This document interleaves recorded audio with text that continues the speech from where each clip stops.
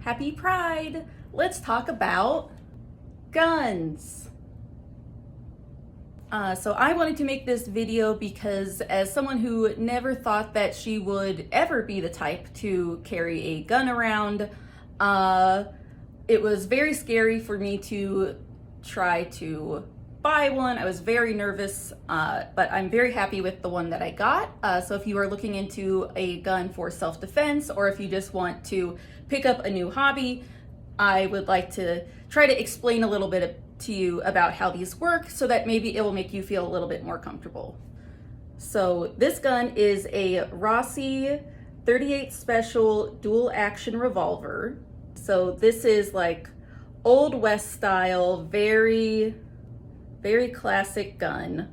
So I want to first teach you about the anatomy of the gun. I want to talk to you about why I like this so much. So let's quickly go over the parts of a gun. So this is the muzzle. This is where the bullet comes out.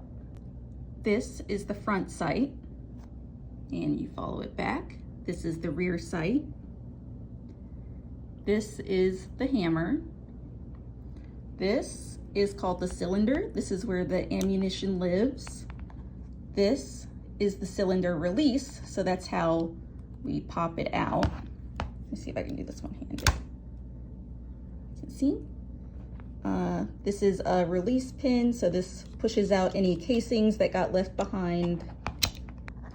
Trigger frame, gun frame, this whole piece right here, and this is your grip. So what I like about this gun is that even though it can only hold 6 shots at a time, personally, that's all I hope to ever need. Ideally, I need 0. But like I said, this is for home defense. This is for, exercising your right to open carry, if that is what you can do, the right to bear arms. So all I'm looking for really is something simple, easy to use, easy to understand. And that is exactly what this gun is. So if I want to fire this, there are basically 2 ways that I can do that. So right now, with the trigger as it is, if this had ammunition in it, I could fire it. So if I pull this right now, pull the trigger right now, this requires 12 pounds of force to go. Right? So see, it takes a little bit, you definitely feel it through here, and if I needed to, I could go through all 6 rounds. Obviously, when the gun goes off, there's gonna be kickback, it's gonna be loud, but if I am in an emergency situation and I needed to do that, I could. You can make this trigger a little bit easier to pull, and you'll see this is if I pull back the hammer, so I cock the gun, right? Now, when I'm ready to pull the trigger, so I believe it's a 3-pound weight on when it's cocked. That's a lot easier. So this is a 38 special round. So it's a round of ammunition. So let me show you the parts of the bullet too, because this was also very helpful for me in understanding and feeling safe. So here you have the slug. So that's the part of the bullet that is what you would think of as the bullet. That's what goes into your target. If you look back here, so first you'll see that it tells you the type of ammunition it is, 38 SPL, 38 special. So that little circle is where the hammer is going to hit when I pull the trigger. When I pull this back, that guy, that little piece of metal right there is going to, so when that hits this, it creates a spark, and inside the casing, that then ignites all of the powder, and the force of that is what makes it go. And ideally, once it gets here, the slug keeps going while the casing goes Pew! I am ready to load it, so what I'm going to do is I'm going to hit the cylinder release, and then I'll take this hand back here and just push. It pops out. I'll load it like this.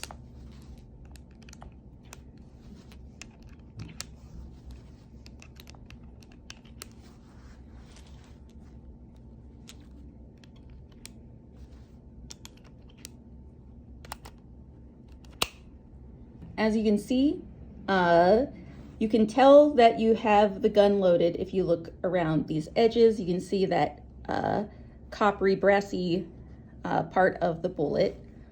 If someone is looking at you, you can see that they can also see if your gun is loaded. So this gun is hot right now.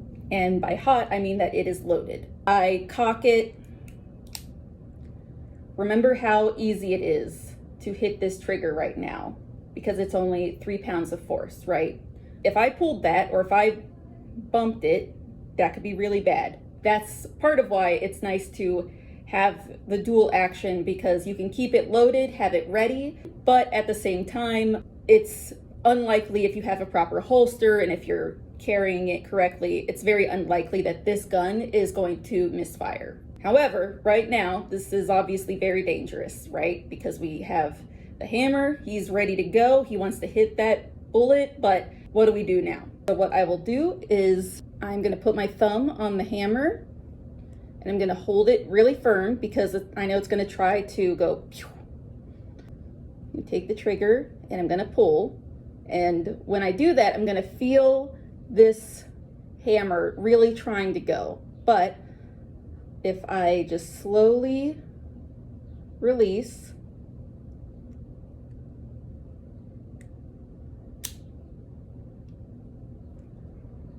and now it's all good. And when I get home and I am ready to unload the gun, what I'll do is I'll hit the cylinder release, push that forward. Remember, take this hand and just pop it. If these cases were stuck in here, if I had actually fired, this ejector rod will loop. But really, the only thing keeping these in here is gravity. So I can also, all of the cylinders are empty. That's empty. We're good. So I'll just close it. And there we go. I know that it's uncomfortable to talk about this stuff, but now more than ever, we need to be protecting each other, and we need to push past any discomfort that we might feel with carrying a gun, because we need to make sure that we are protecting our communities. We have a police force that is being militarized against peaceful protesters, that has already begun scrubbing our history and our records of all queer people, of people of color, of neurodivergent and disabled people. Personally, I am very anxious about the upcoming Pride block party next week here, because it's the same day as Trump's military parade for his birthday, and also the No King's Day counter protests. And I remember how violent and scary things got in the first Trump administration. Even now, we started off Pride Month with Jonathan Joss being murdered after months of horrible, horrible torture. So make sure that you are capable and equipped to protect the people in our community, because we are the only ones who are going to protect us.